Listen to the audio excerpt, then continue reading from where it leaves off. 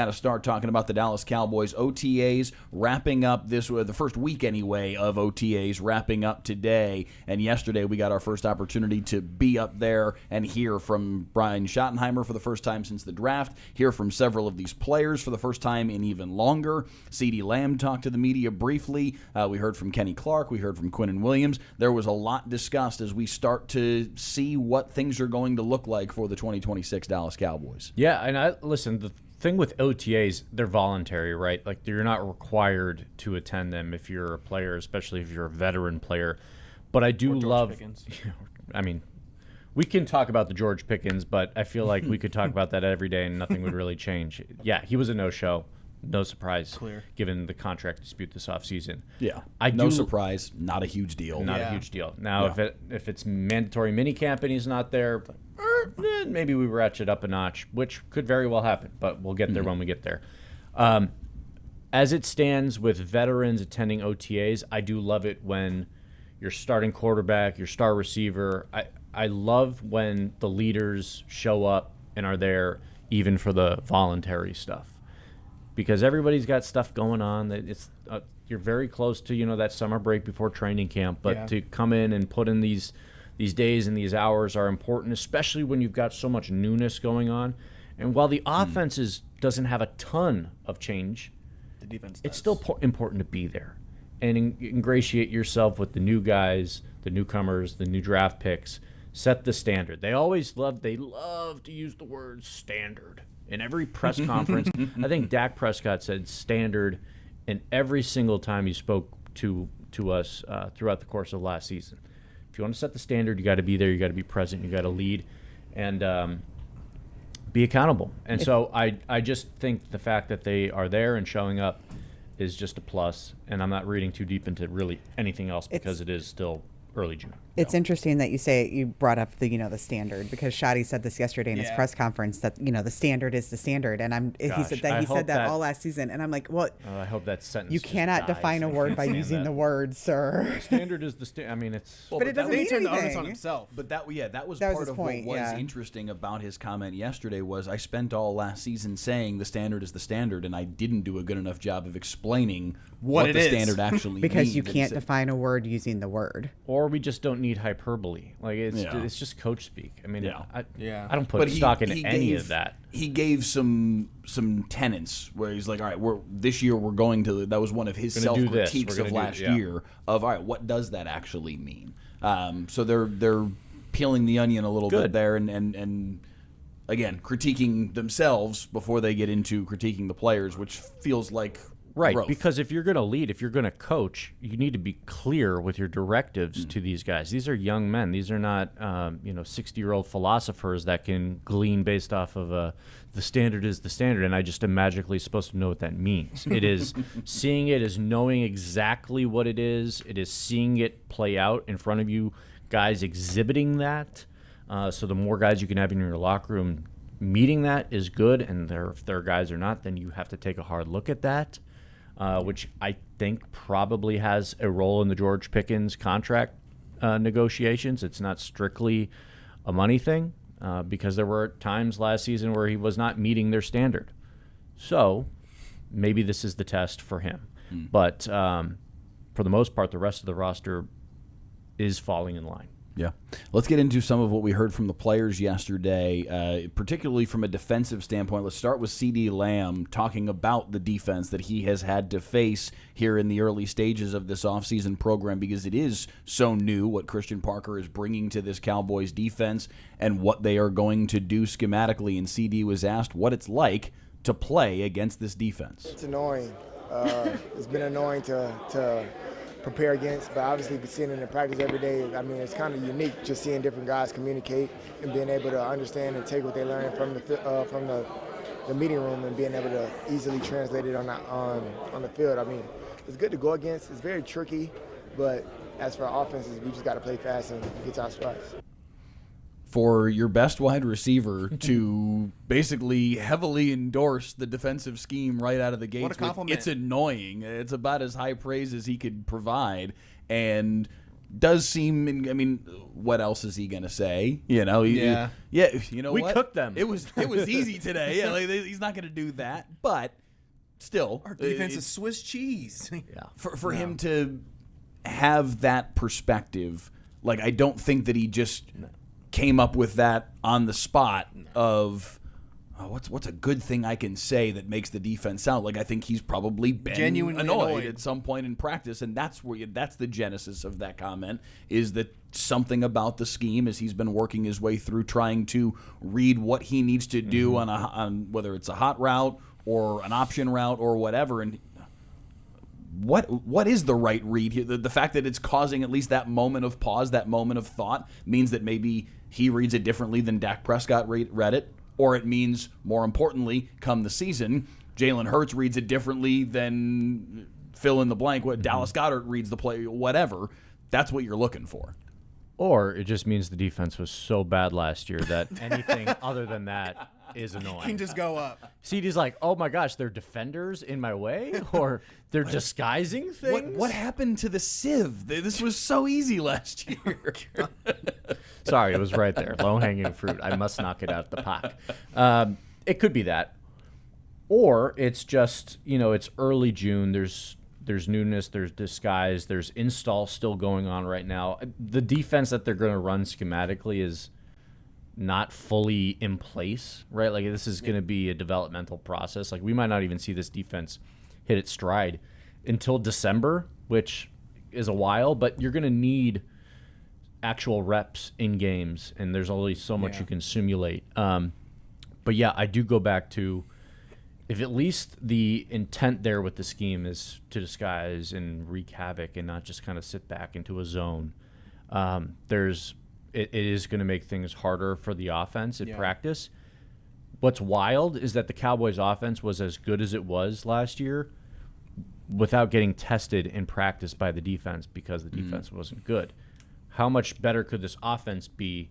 Like, the whole iron sharpens iron thing. Mm-hmm. If this defense is better, it's going to make the offense better too. Yeah. Especially if this defense looks similar to some of the ones we see in the NFL that are having a lot of success. And to y'all's point about just this game is so regimented on timing, if you can just tweak that a little bit and get, give them a disguise and make someone think for half a second, that timing could be off, and it could be annoying. And so, what were you gonna say? I was gonna say, like, on the scheme, Quinnen Williams had a really good soundbite about this and how it kind of compares to some teams in the 22 NFL. or 23? This is 23. Okay. Kelly, if you can play this.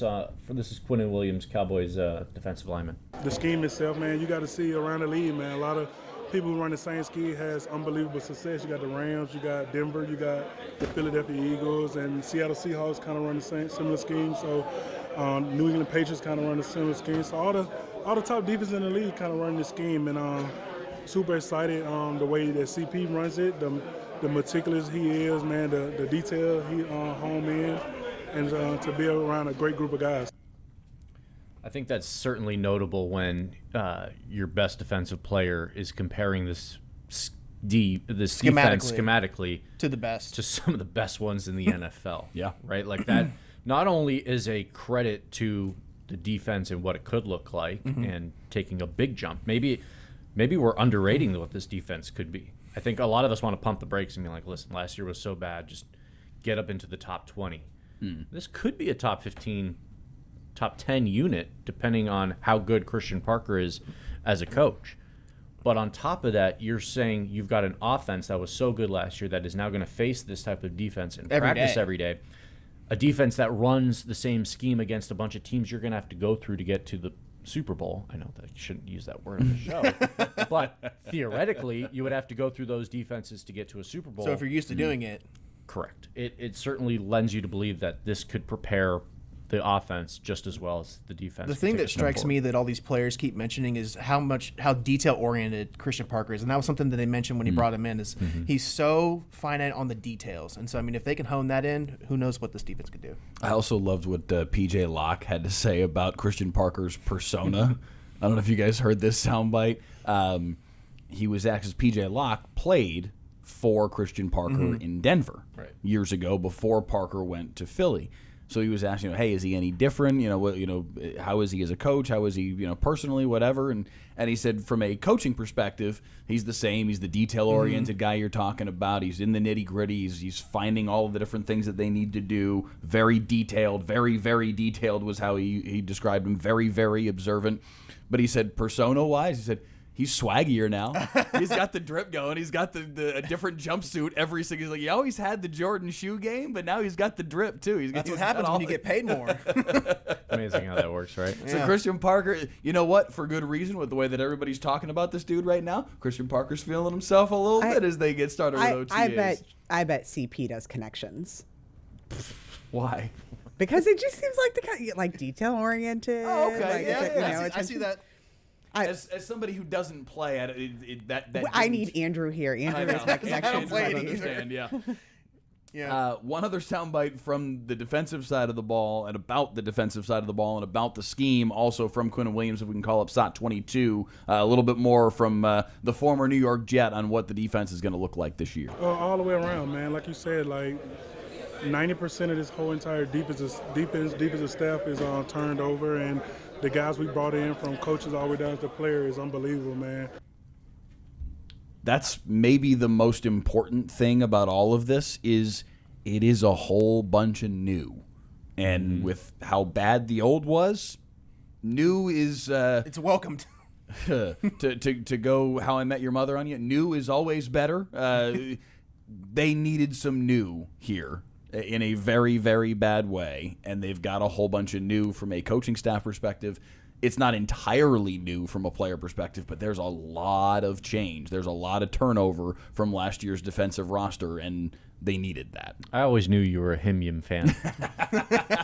It has been a very long time. It's been probably a decade since I watched that show, but it just popped in. I know. I bailed out after, I think, season 5 or 6 or something. It got a little too goofy. It went sappy at the tail end. Yeah. It definitely went sappy at the tail end. When Barney started having feelings, I started... I got out of there. Anyway, Cowboys. No, yeah, the change is good, right? Change is good, especially when what was before was not working. And it's one thing to try to run it back with a new coach and the same players, but to bring in new additions to really revamp everything. I mean, it is a new defensive coordinator. There are newcomers. There's a new scheme, so guys are in different alignments. They have different assignments. There are new gap responsibilities based on what they do versus what they did last year. And so all I really want to see is guys being put in a position to succeed and do what they do best. Because sometimes coaches have it in their mind that we're going to run this, and you're going to go here, you're going to go here, you're going to go here. You're going to do what I want. Or you can be a little bit more, I'm not going to say positionless, but there's a little bit more versatility where you could go here, or you could go here, or you could go here, or you could go here, based on what we need on that down and distance. And he has the ultimate key for that in Caleb Downs, where you can do whatever he wants. And I think that is going to be...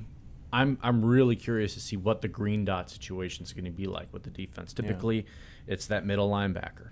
But if Caleb's on the field every play, and he's right there in the nickel, it's almost the same as being a linebacker, because nickel is standard base defense in the NFL nowadays. Wonder if that is an option, or if something they would consider there, given his gap responsibilities. He is brilliant. We have heard that from everybody at every turn. I bet he does connections. I bet you he could make every connection. The show is now sponsored by Connections. That's a lot to put on a rookie. Oh yeah, it is.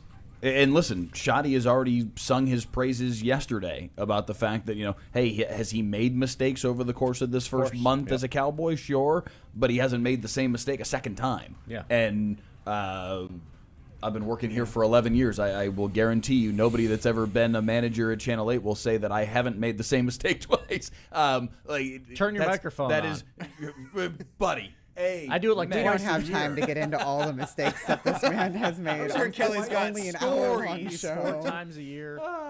Can we do an 8-hour special? For both of these two yahoos on the top of my 4 box here. Hey, listen. The standard is the standard. We set that standard early on, and we just keep knocking it out of the park, Set it early and stick to it. I can't believe they gave us an hour to just sit microphones in front of our face. The fact that he is able to, that was very meta and very honest.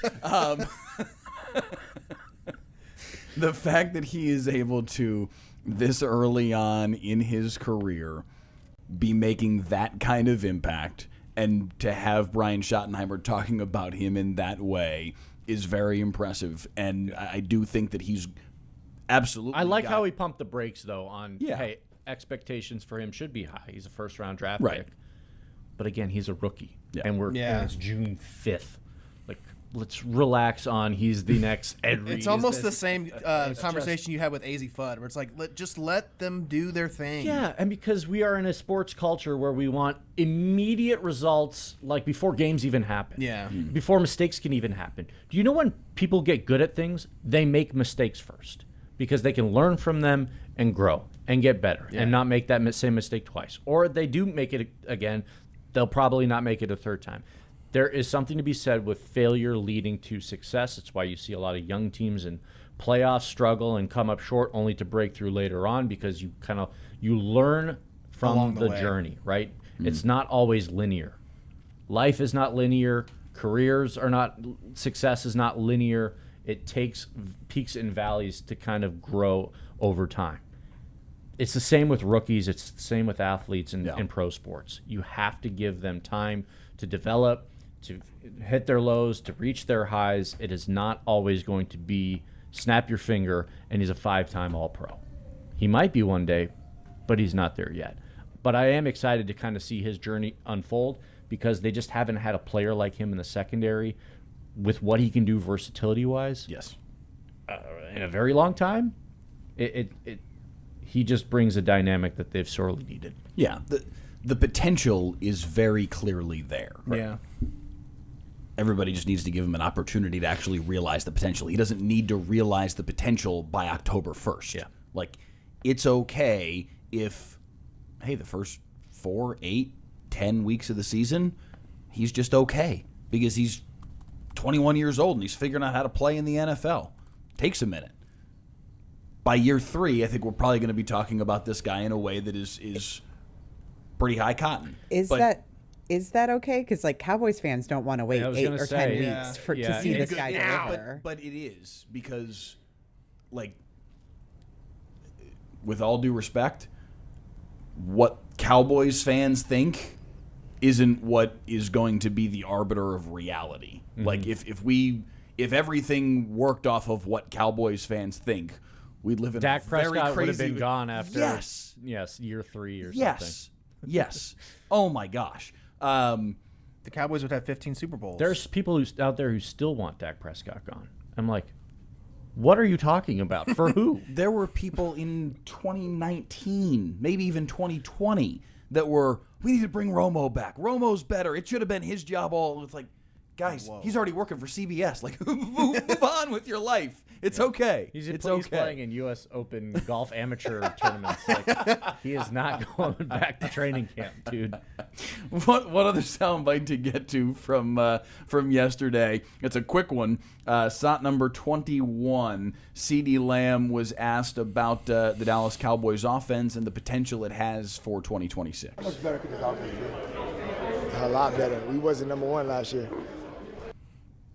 He's not wrong. Yeah, they weren't number 1 last year. They were number 2 in total offense, 391.9 yards per game, second only to the LA Rams by less than 3 yards. They were, for whatever it's worth, and this is probably, even though generally speaking total offense is the arbiter by which we determine who the best offense in the NFL is, points per game is also a very actionable stat in that space. And in that stat, they were 7th in the league at 27 per game, a little under 3 points behind the Rams, who led the league at 30.5 points per game. But we've talked about this over the course of the last month or so, that it will be a high bar for this offense to clear, to be even as good as they were a season ago. But there are at least some reasons to believe that they could be better.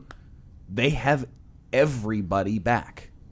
Yeah. There is unbelievable continuity for this Dallas Cowboys offense. And you at least have the ability to hope for better health than they had in the 2025 season. CeeDee Lamb missed a significant chunk of the season, dealt with injury. If you've got CeeDee Lamb for all 17 games, if you have this offense healthy for all 17 games, the ceiling is higher than what they did in 2025. It's just even reaching what they did in 2025 is hard to do because they set the bar so high last season. But again, there's reason to look at this and think, okay, they could be better. Run everybody back in the same exact role. Yeah. They know exactly what their responsibilities are. Go do it again and do it 8% better. And then every season that Dak has been fully healthy, they've been a top offense, and he's been like an MVP type candidate player. And so, if, like you said, if there's if he stays healthy all year long, the precedent says that they'll be at the top of the league, and that standard will be upheld. Yeah. The issue why Dallas couldn't score as many points as some of the other teams you mentioned, red zone offense was the difference. I mean, Dallas stalled out a lot in the red zone given how many opportunities they had. I don't know how much of that was just we have Brandon Aubrey, so we don't have to be super aggressive, but if they want to get that number up, they might have to be. Yeah. Let's hit a break. We've got a lot still to get to here on the Ultimate Dallas Sports Show. When we come back, we're talking Women's College World Series. We're talking Scotty Scheffler kind of going unhinged yesterday. I don't know what to do.